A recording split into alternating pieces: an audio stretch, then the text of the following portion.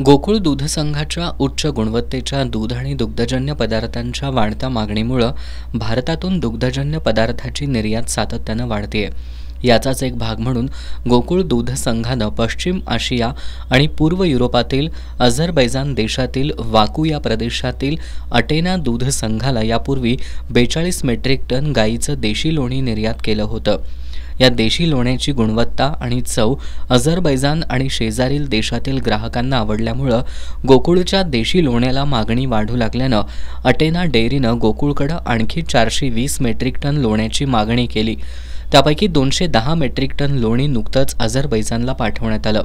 यावेळी गोकुळचे चेअरमन अरुण डोंगळे यांनी या निर्यात वाढीमुळे गायीच्या अतिरिक्त दुधाचा प्रश्न सुटण्यास मदत होईल असं सांगत अटेना डेअरी लोण्यासह गोकुळच्या अन्य दुग्ध पदार्थांच्या आयातीसाठी इच्छुक असल्याचं सांगितलं। याचबरोबर कतार, ब्राझील, आफ्रिका, बांगलादेश या देशांमधूनही गोकुळची दूध भुकटी आणि देशी लोण्याला मागणी येत असल्याचंही त्यांनी सांगितलं। यावेळी संघाचे माजी चेअरमन विश्वास पाटील यांच्यासह सर्व संचालक, कार्यकारी संचालक योगेश गोडबोले आणि अन्य अधिकारी उपस्थित होते।